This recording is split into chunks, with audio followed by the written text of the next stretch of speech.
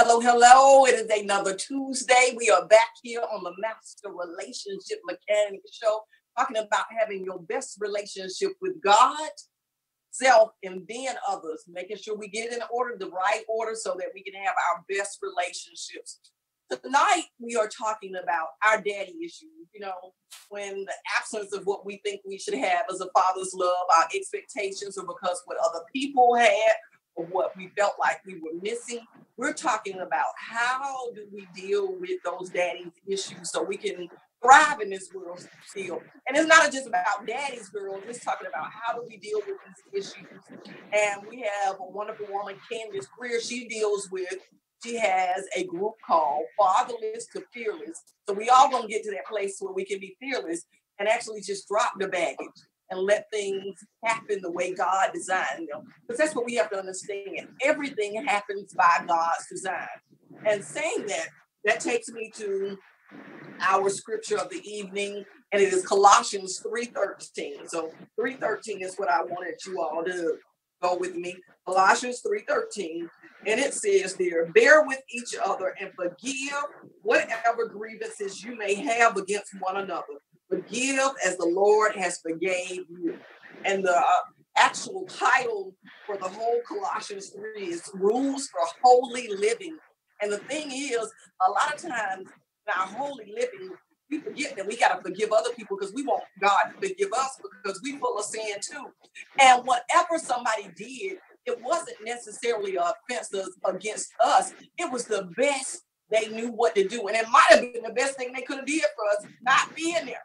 Sometimes people don't understand the blessings of a person not being in your life actually was the blessing that God gave you.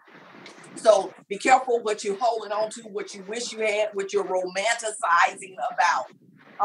The song tonight, I actually found a lot of songs because it is sad that we got all of these absentee parent songs about parents that aren't present. But the song that really spoke to me tonight was by Demi Lovato, and it's called Father.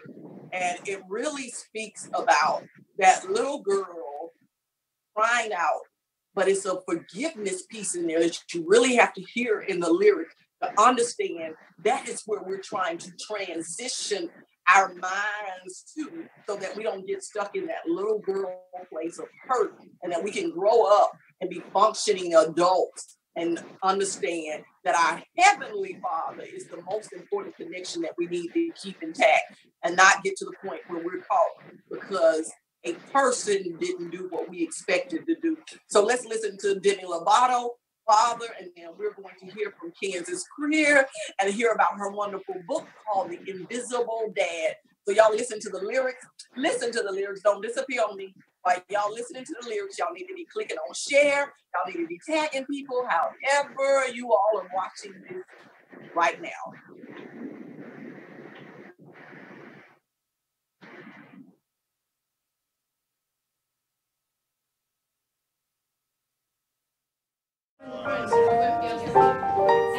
Fill up these seats in the front, and then anyone at the back, if you can fill up the next seats, that would be great.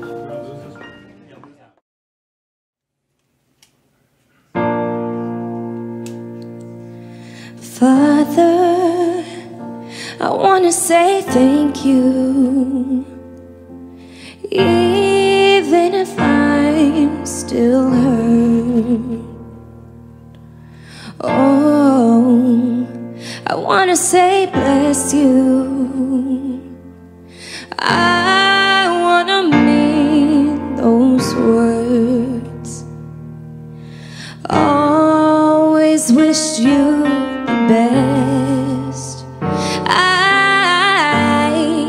I prayed for your peace, even if you started this whole war in me. You did your best, or did you? Sometimes I think I hate you. I'm sorry, Dad, for feeling this. I can't believe I'm saying it. I know you were a trouble man. I know you never got the chance to be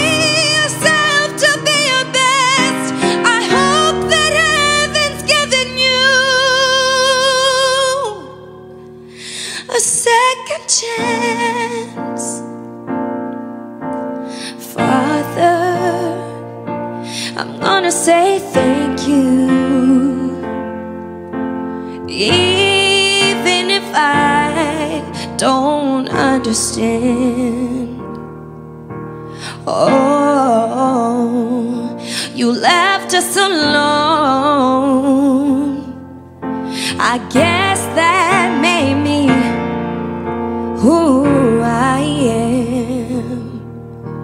Always wished you the best. I prayed for your peace, even if you started this whole war in me.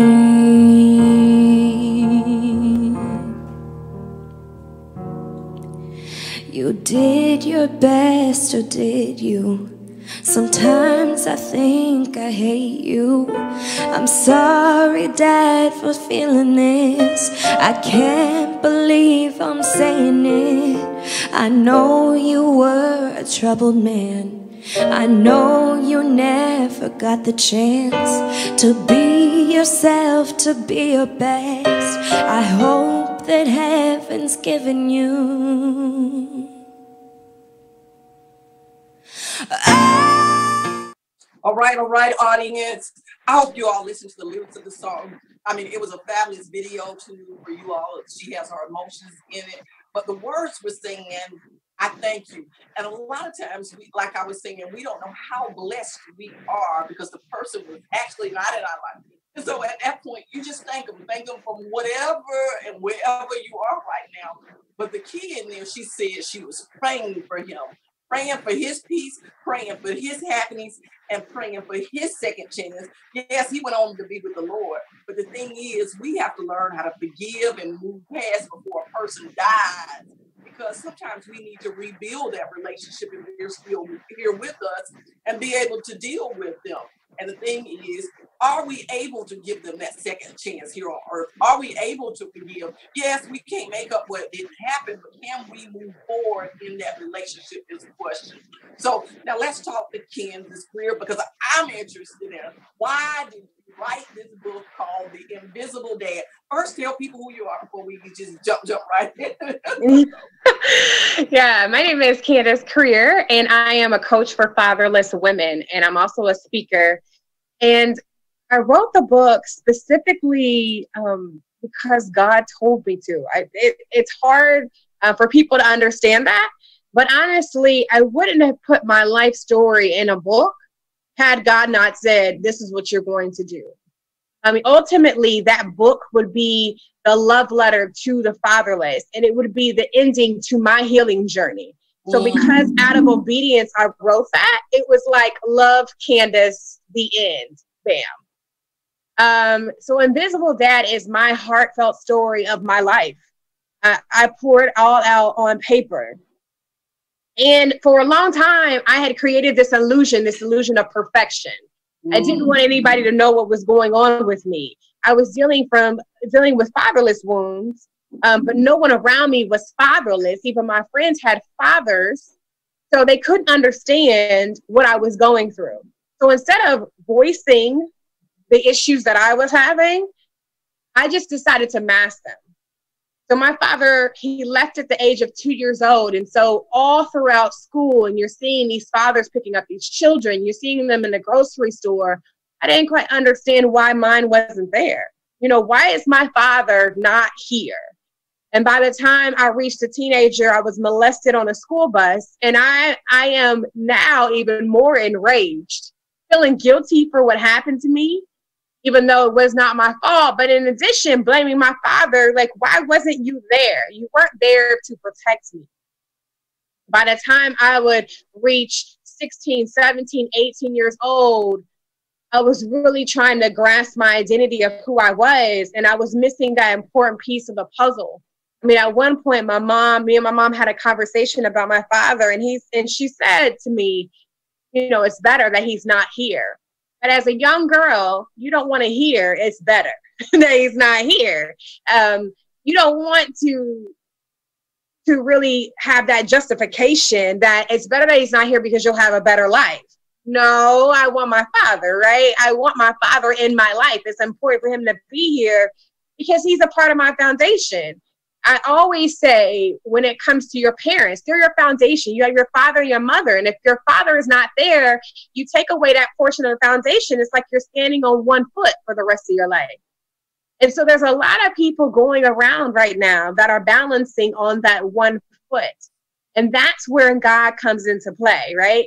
God is that undergirding, right? He's underneath. So you don't have to balance on one foot. But oftentimes we are left trying to figure it out on our own. And so what I have done is really mapped out the phases of what needs to occur when it comes to fatherlessness and getting over it, to being an overcomer. How do you really take the narrow road? Because trust me, it is a road less traveled. How do you take that narrow road of healing, that healing journey? Because healing, what healing does for you is really opens up every wound. It opens it all up. And when you open yourself up to God and say, heal me, he's going to reveal all the true damaged places that you have. So what you thought was okay is not okay anymore. That's why it's important to unlearn. You have to unlearn what you thought you knew in order to learn what you're supposed to be doing every single day.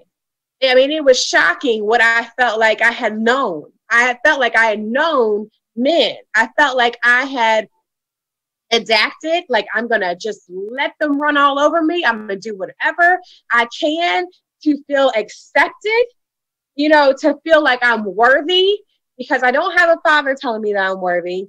So these men will tell me that I'm worthy, and I'll do whatever I can to hear that from them. Understanding that I'm being trampled on.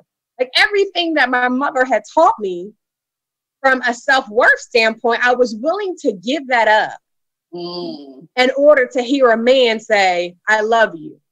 To hear that support. You crave that so much. And even though you knew better, you knew better. Like you said, you knew how to stand on that one leg. She had given you that strength. She had given you that love. But you like, I'm gonna get this crippled leg. I'm gonna get a cane. I'm gonna get whatever I need that resembles what I think I'm missing in life. Right.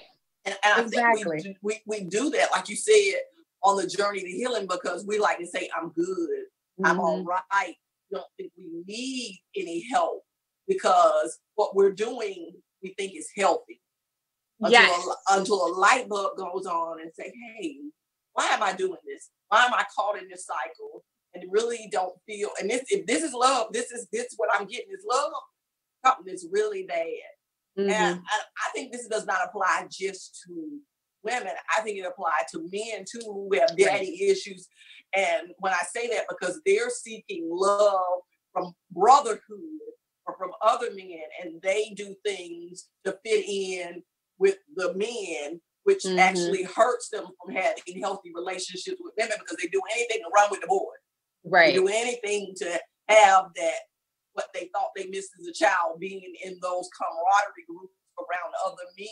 And I'm not saying they falling in love with men or anything like that. That's not what I'm suggesting. But I'm suggesting they're needing that bond so much that they're messing up their relationships with their girlfriends, with their spouses, even their kids, because they're seeking to have that father figure so much that they're out there in the streets receiving information that necessarily is not good for their soul. Right. So, I mean, a father figure is important. A father figure gives you that foundation. They give you that that encouragement, that direction, that guidance. Like you said, that camaraderie. There are almost 50% of children that live without a father. This is not something to overlook. It is a clear epidemic, and it is growing and growing. And what I say to the fatherless is that, yes, we've been abandoned. Yes, we've been hurt. Yes, we've been rejected. And you know what? You may be better. You may hate him You may feel unworthy. But my plea to the fatherless is that we stand up in unity and support each other. It's not some type of epidemic that should be ignored. It's been ignored by society way too long. We know that 85%, over 85% of the people that are in jail right now are fatherless. We understand that that the students that drop out of school, 60-70% of them are fatherless.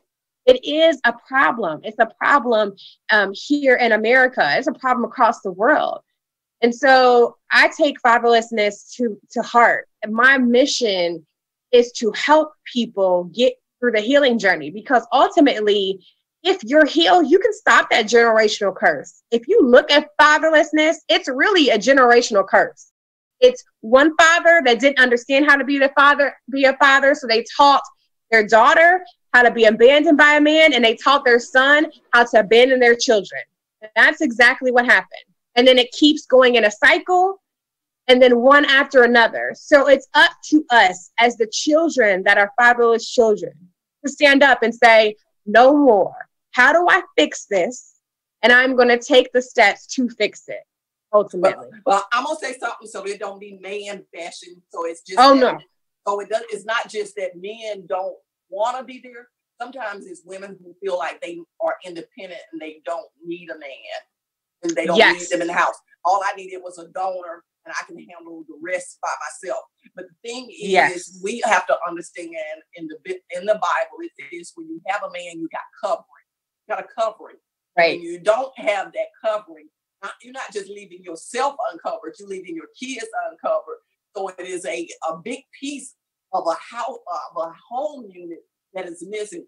And it is beautiful that we have bonus families. It is beautiful that people fill in those pieces. But like you say, it's a great number of people who have that disconnect for whatever reason it is. Some of it's because of death. I mean, of course, we can't control that. Some of it is actually because of imprisonment. Mm-hmm. Some of it is just because they're distant because they don't know how to repair that relationship. And I think that's important when we become an adult, not put out the olive branch, so that there is peace to bring back that closure. If that closure is wanted, if that relationship is wanted to be mended. And I mean, all you can do is put the branch out there and see if the communication happens.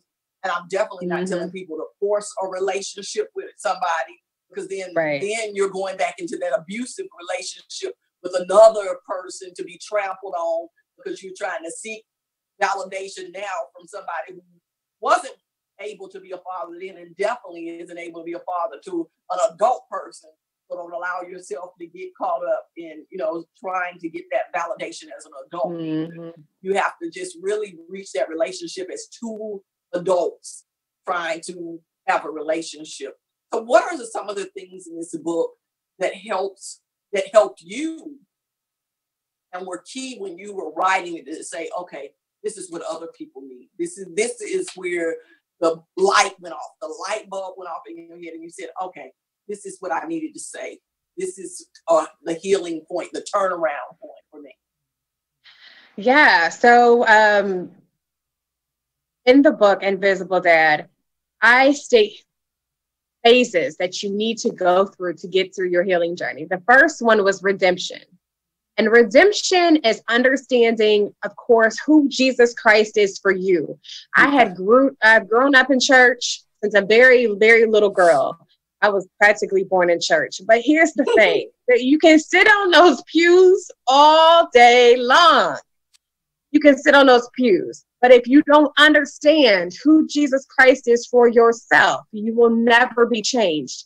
I sat on those pews at the same time the night before I would go drinking and get drunk and drive when I was in college. But yet on Sunday morning, I had enough sense to go to church and be on time and sit on those pews until God said, that's enough. You're not going to come in my church, sit on these pews and not change. You're not going to do it. You've been doing this for far too long. So now you're going to have to either choose heaven or hell, and you make that decision on how you're going to go forward. And so during that time period, when I was in college, I made a decision to say, I'm done not talking about the problem. I'm done masking it. And I'm going to choose to understand who is Jesus Christ to me. And so, of course, we learn about various different things. Of course, his grace, his love, his blood that was shed. But one key thing that we always forget is that the same grace that is applied to our lives is applied to others. Mm-hmm.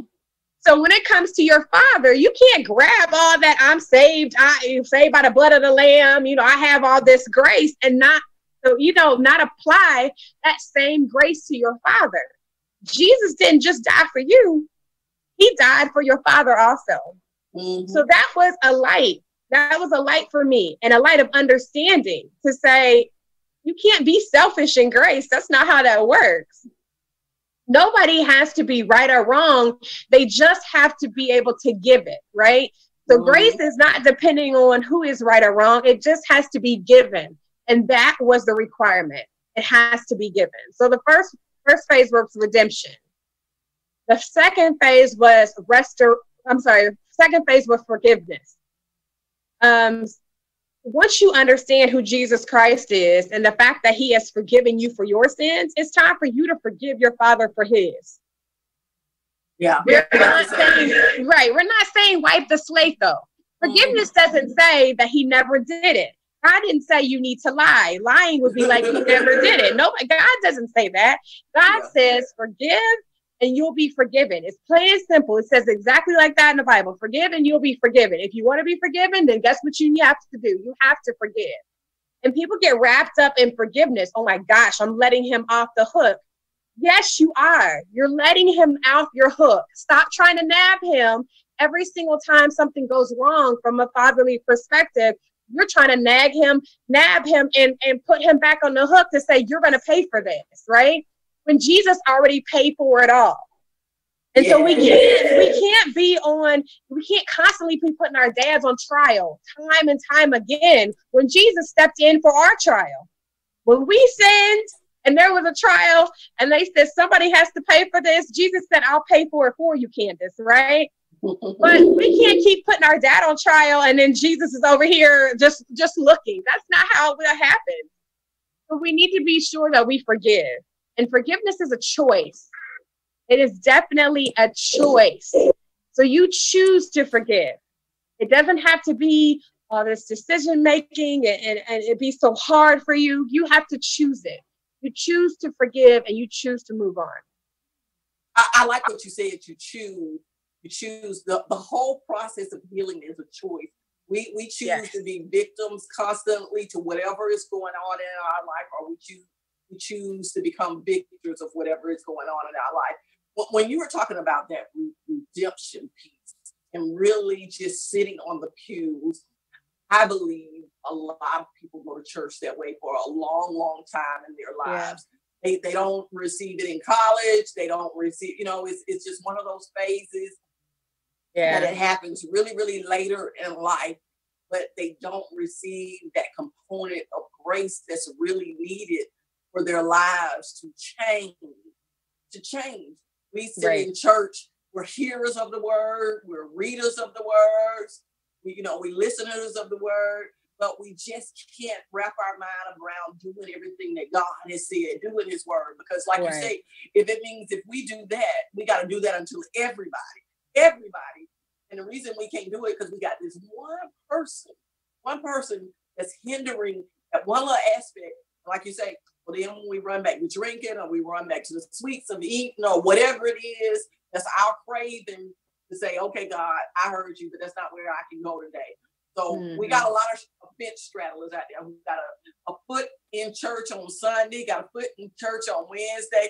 They got a foot in church for Bible study, for church school, for everything that the church doors open for. They are in attendance in their body, but their spirit has not been in attendance one time because nothing has been pricked in their soul to change. Right. And the thing is, I just love what you said. God gave you a choice. He said, heaven or hell. Which one do you want? And it's a choice he gives all of us every time we step in church. Heaven or hell, which one do you want? And people, I don't really think we understand it. It's not about condemnation. It's not about damnation. It's just about making a choice. Right. Making a choice. And you had a choice. You say, okay, I'm going to sit here and try to get God's grace, but I'm not going to give God's grace. Right. And it doesn't work like that. No, it doesn't. People don't understand it. God's grace only comes to us when we are working within the word. And that means actually giving what he says do in order to reach those promises. So when in your book, when or what phase were you in when you realized, okay, I'm starting to get the promises of God now because I've got to this phase in my life?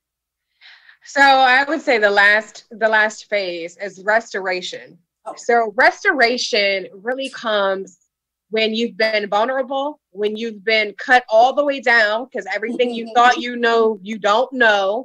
And so now God has really torn you down to who he has created you to be from the very foundation. And now he's building you back up, because everything that you have put on, from the unforgiveness to the anger, to the bitterness, to the rejection, to the lack of self-worth, you put on all those layers of clothes. And now he stripped you of all of that. And so now he has to put on what his armor is for you to understand exactly who you are. When restoration came around, and for me to really understand who I was and who I am as far as being restored to him, it was a life changer. It was a life changer because of the fact I no longer operated in the principles that weren't of God. I no longer had this mindset that was binding me to my past. Once those chains fell off, there is nothing like freedom. Nothing like freedom. And so when you go through redemption, forgiveness, and restoration, you can change your path, change your direction, go down the healing journey, and ultimately live in your testimony and go back and help others. That's what it's all about. Your testimony is the validation that people need. Sometimes they need to hear that somebody else has done it and that they can do it also. And so once I went through those stages and started really telling my story, which is Invisible Dads, once I started telling my story and speaking on different interviews and radio stations and speaking in person, that is the evidence that I needed that says that this life that I have lived and all the turmoil that I've gone through is worth it, because I'm helping somebody else get back to Jesus Christ, even though they were sitting right in the church pew right next to me. Yeah. And I think that's one of the things that I want people to get when they show up. This is not regular church when they tune into the airwaves right here. This is not about us just giving a word, giving a message. Yeah. This is about giving you some tools so you can take the word. Because the thing is, most people who tune in already have the word in them. They've already been to somebody's church. They've already heard somebody tell them what says the Lord. But for some reason, they never knew how to implement it. And now, like you said, they got some steps. You know what they need to do to start working on it. And that is key. Working the word. I think that people don't understand. If you don't get into the word to start living it, start working it, it is just like you just threw seeds on the top of dirt. And I don't care how much water, because the seeds haven't got deep enough to grow anything. That means those seeds will get trampled. And that is how the words in our life go over us. Ministers, people are ministering to us. People are talking to us. And they just like seeds they throwing at us. And we bad ground. We bad ground. And we blaming it on the pastors. And we jumping up and going from one church to the other church. We saying, because, they don't know how to preach the word. I've been here for all these years. Nothing's changed in my life. Nothing's different. Okay. And you done jump to all these churches and you blame it on church. You blame it on the woman who talked at the door to you not the right way because your mind wasn't focused. All of these excuses. But it's really, we haven't allowed ourselves to be open to the seeds that are being planted so something can grow in us. And that is very sad. All of the people that are sitting in all of the churches that are built all over the world, the magnificent edifices and temples that we have in this world. And we still have so many people that have not begun to really tap in to that transformation. Because one, they're afraid of being transparent, not necessarily writing the story, but they won't even get up and tell the story. Right. They won't write it. They won't tell it. They just won't share it. And they act like it doesn't exist. Because you gave some statistics in the beginning, and we know it's an issue. You know it's an issue. And I know I've know a lot of people who say, okay, my dad wasn't there, or he was there, or we got a lot of adults who real thinking about, oh, they have a lot of regrets and they can't have communication with their kids. So it's a lot of that going on, and everybody's sitting in a church house, and they might not sit in a church house, but they are giving them themselves the label, I'm a Christian. I believe in God. And so when does your belief become action? Yes. Actionable. Yeah. Every word that you get has to be actionable. You have to put the word to the test. You have to put the steps one in front of the other in order for you to yield the result. Like you said, pastors are preaching messages, but if we hear it and then go out and do nothing, then the message does not apply. It's only when we take the steps. What are those actionable steps that you can take? When you talk about certain people just ignoring the issues that they have. I used to be one of those people in that stage. I call that stage denial. So you're in the denial stage. You know, I don't need a father. It doesn't affect me any. And here's my premise to that. It definitely affects you. I can definitely tell you exactly how it's affecting you. Your attitude, even the way that you talk to people at work, it is affecting everything about you. Your relationships, 1,000%. So it does affect you. Don't be in denial. You really have to uncover it. The only way you can heal is that you have to unveil what the problem is. You have to unveil it. You cannot heal what you conceal. That's what Dr. Jasmine Scalark said. You can't heal what you conceal. You can't. You cannot heal it because you won't talk about it. Yeah, that's when you said that word conceal, it made me think about makeup on women. How we conceal when we get a dark spot or when we get a pimple or something. We put that concealer on, and that is how we feel like those wounds are. But the thing is, the wound is going to hurt even more because every time you have to wipe that concealer off, every time you have to remove that Band-Aid, it just rips another level. Because it reminds me like a Band-Aid. It rips your hairs, it rips your skin. So it's more damage than you're causing to cover it up. Right. Versus, okay, now I got to pull a Band-Aid I done had on me for 20 years. Imagine how that adhesive is going to just rip so much skin and everything else off. That's just really gross and nasty if you think about it, all the dirt. But that mental image, and that is how our soul is. It's just like we hid it so deep down. Our soul just has become so nasty, journey, and affected by something we just would address. And I really grieve when people don't want to talk about those issues. And I know in society we like to say it's so many people dealing with it, it's really not that big a deal, because it's such a big number.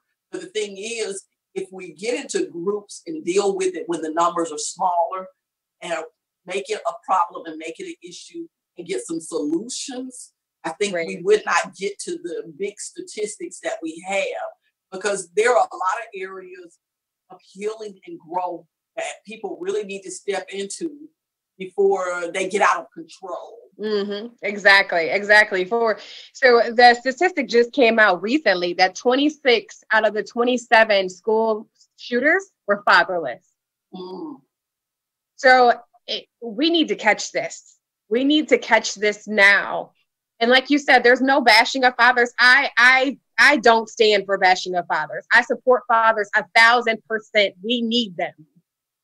But I also am focused on the people that are fatherless, because ultimately they are raising the children, especially the women. The women are raising the sons. They're raising the daughters.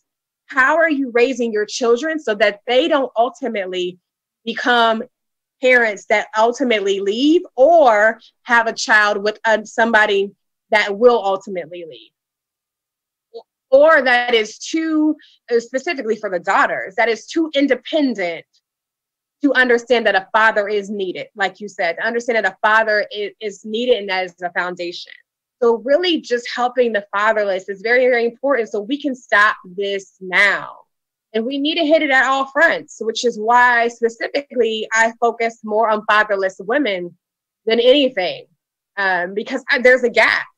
Once I finished writing Invisible Dad and it was released and it went to international best-selling book in one day, once that happened, about a month or two later, actually God told me exactly what I was supposed to be doing. I always wanted to understand, God, what's my purpose? What's my purpose? What's my purpose? And God wouldn't talk to me. Like, he wouldn't. I'm just like, I know you hear me. Like, what? You know, everybody wants their piece of the pie. Like, God, in the kingdom, what am I in charge of? Like, what can I do to get people to the kingdom? And he would not tell me. And it wasn't until after I wrote Invisible Dad, he was like, finally, I can tell you, you're going to bring my daughters back to me. And so now that is my mission. I am bringing his daughters back to him. And what I thought that meant is that people that were outside of the church, I would bring them inside the church and get them to Jesus. But now I understand that it's not the people that is outside, although those are a factor, it's the people that are inside the church that need to get back to Jesus. Yeah, the ones he's calling my children already, my daughters. They already my children. Exactly. Right, claiming to be my sheep. Yeah. Exactly. So that is my mission, is to help the fatherless. And I really focus on that because I really want this to pivot. I really want this to change. I know that when we change this, everything changes. When fatherlessness disappears, everything changes. Everything. And the key that you're working on is the next generation. So it's not a cycle.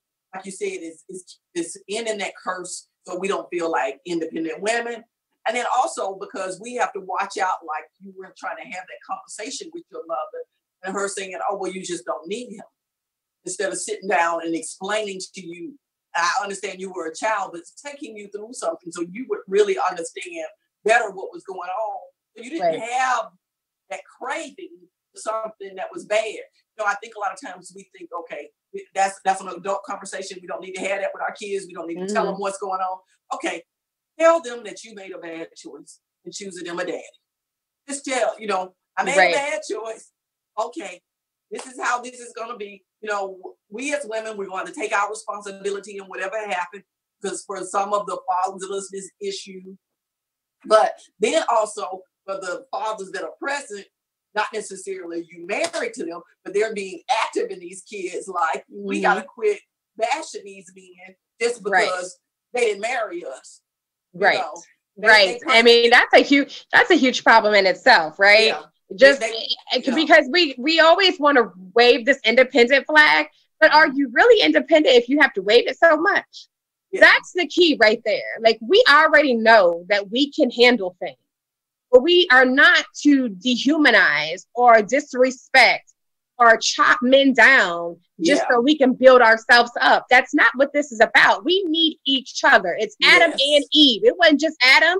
When God came into God, he was like, it's not good for man to be alone. So Eve came along. It was the both of them, not just one. And so we are not to just chop men down because we want to be so high and mighty. It's very, very important that we support them, because there's we both have problems in the world. You know what I mean? Men and women, we both have problems in the world. So we need to be supporters of each other.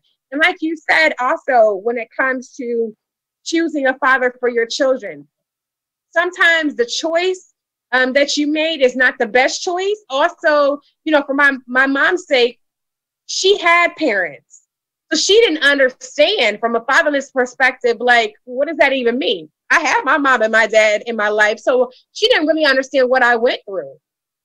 And also just making sure that, and I tell this to my clients and to anyone, if you can find out the background story from more than just your mother, if you can find it out from your father, if you can find it out from your aunt, or somebody else that was at the scene of the whole entire story. If you can find out the background story, it makes it a little bit easier to handle.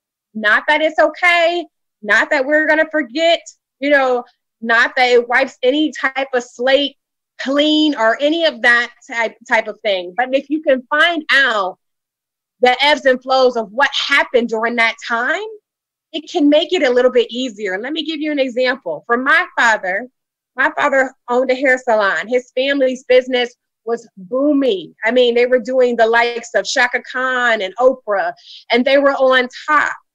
Well, by the time I was 2 years old, his mother, who was the matriarch, his father wasn't alive. His mother, who was the glue that held everyone together, she passed away. In the family business, they didn't have enough money for that. And so they liquidated everything, and then that money disappeared. And so my dad not only didn't have his mother, he didn't have the family business, and the money was gone. So he didn't feel like he could support me and actually add to my life. So my dad disappeared. So that foundation story and that whole dynamic of how the events occurred, now I can understand how the pressures of life was so heavy on him, because he didn't understand who Jesus Christ was to him and how he redeemed him and how to have faith during that time. So it doesn't make it right, but at least I have the background that he didn't just turn around and leave. That there were some things that happened during that time. So I always say to you, make sure that you try and get the story, and not just from your mother. You need to make sure that you get angles of the story, all angles if you can, just to understand, just to give you some clarity, some closure as to what happened during that time. Yeah, I like that. Multiple perspectives. Yes. Because, of course, most people are always telling the story to make themselves feel like they are the winning side, on the winning side. Nobody's ever going to tell you a story and you tell you they were the villain. Right. Yeah. Exactly. Most people are not going to tell a story and make themselves as the villain. So they're definitely going to make it sound all nice and good. But I like what you said. It gave clarity. It gave closure. It didn't necessarily fix it, but it allowed you to understand way back then in his young mind what he was going through and his pressures of not understanding. And that was just one more pressure that he was like, okay, this is too many bags and I can't even carry me right now. Right. Exactly. That's exactly what occurred. Ultimately, I would actually meet my father, talk to him actually 20 years later. So my dad left at 2 years old. He came back when I was 21 years old, and it was December. My birthday was in January. So it was almost 20 years later that I received a random out of the blue phone call from my father. So I can give you both perspectives, what to do when you're fatherless, but also if your father is back in your life, or if you want him back in your life, what to do then. Because when my father came back in my life, I thought it was going to be roses and white picket fences. I was thinking like, yes, we're going to have a relationship. We're going to be back, father-daughter bond. And it was a disappointment. Like, I set myself up for failure. And what I mean by that is that you can't get 20 years back. Amen. And because I was his only child. I am his only child. And because of that, I'm the one that made him a father, right? So because I'm the one who made him a father and he has not been a father for 20 years, when we start having conversations, it's like we're business buddies. Like we're old-time friends and not father and daughter, because he doesn't understand how to be one. And so my expectations were so high that it left me disappointed. So another key when it comes to fatherlessness, and if you ever meet your father or ever get back in a relationship with him, make sure that your expectations are where they can meet you at. So make sure you're level in line, because my expectations were up here and he could only deliver down here. I was disappointed. So if your expectations are up here and that's all he can deliver is here, you're out of line. You have to meet him where he's at, where it is sufficient, so you won't be disappointed at what he can deliver to you, what he can give to you as a parent at this stage of your life. That's beautiful that you said that, because God always meets us where we are. Yes. God always meets us where we are. And I believe that is why it's so important to know who you are, because when you do that and we understand the word and how God loves us, when we understand how God loves us, that's how we're supposed to love other people. We really can do the walk a lot easier. But when we don't understand God's love, our love for everybody else is just really out of whack. Yes. Yes. That's why I'm so appreciative of God and when he brought my dad back into my life, because I was going through the phases and I had already forgiven him. So I was going through that forgiveness phase and I had forgiven him. And right after I forgiven him, that's when my dad came back into my life. So I say, make sure that if you are harboring bitterness or feeling rejected or feeling less than, make sure that you heal yourself before trying to reach out to your father. Because here's the thing, we don't know what your father will say. We don't know what he will do. And we don't need to really have our feelings be so concentrated on what his reaction is, right? Right. We don't need to do that. We need to understand who we are in Jesus Christ and say, I am a child of God. And because of that, these are the steps that I'm going to do to heal and to be healed by Jesus. And once I do that, that's when I'm going to be able to reach out to my father, because I would have already forgiven him and I can have those conversations and be open-hearted out of humility and not out of anger and not out of resentment, so that you can actually start it off right if you really want a relationship with him. Yeah, God's timing is very important. Yes. If he had came in your life before you had got to the part of forgiveness, you probably would not be still in a relationship right now, because it would have went a different way. Because it went south. It would have went south real quick. Because you would have been expecting him to do something different. Exactly. Right. So that's important, that we understand that we have to reach a certain place in order to embrace another healthy relationship. Mm-hmm. And as you see, that relationship goes into another relationship, because we're not going to let another man come into our life and be a father to our children, because we didn't have one. So we didn't need one. We didn't have one. So we try to step up and be mama and daddy in the house, just like our mothers did. So we must be careful of that. Tell the listeners where they can reach out and touch you. That way they can connect. And I'm gonna even put some men on you, because the thing is, I want everybody to get healed. I want them to buy the Invisible Dad, because the Invisible Dad is for anybody. And I'm gonna say this, even if your dad was at home, in the house, and present, and you feel like you did not get something, get the book so you can go through the stages, and that is what you need to do in order to reach that point.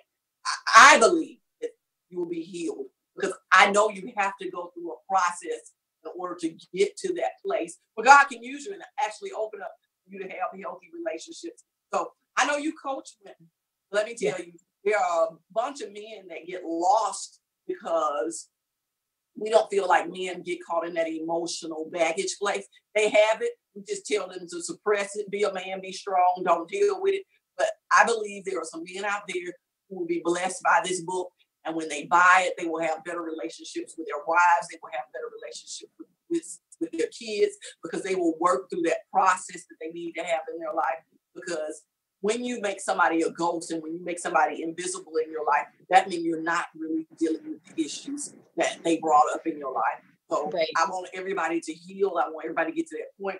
And we've been talking, our time is just like, bam, all out the window. So you all, what we've been talking about, these daddy issues, but ultimately we got to allow our Heavenly Father to heal us and remind us of who we are in Christ. And I know a lot of people say that, not understanding what does that mean, who I am in Christ. And that means how he loves me, means how he expects me to love others.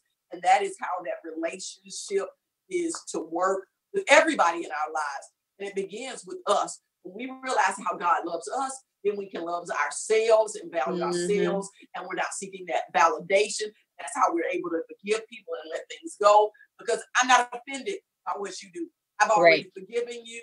I don't take offense. I've given you grace on that issue, and we're good. Right. And so that's what I want everybody to leave with, God's grace. So if you leave with God's grace, then you got to be able to give God's grace to somebody else. So I appreciate you joining us. I hope people tap in and really get the Invisible Dad book and actually began the healing process. So I thank you all for joining me on another Tuesday night.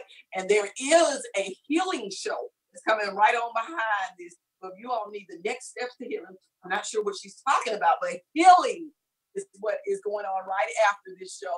So I am here to tell you, have your best relationship with God, yourself, and then others. Get your order right so your relationships can be in proper alignment. And I will see you all next Tuesday, same time, same place. And have a great evening. Thank you so much. Bye-bye.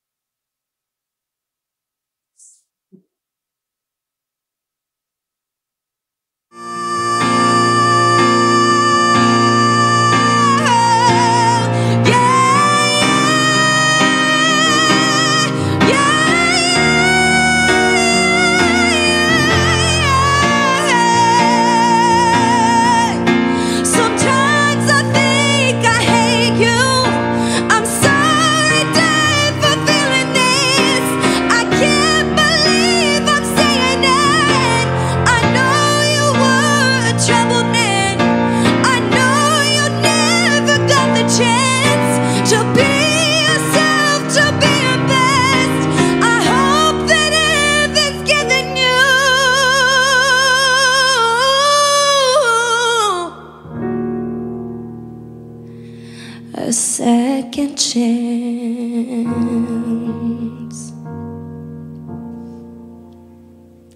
Thanks. You need a hug.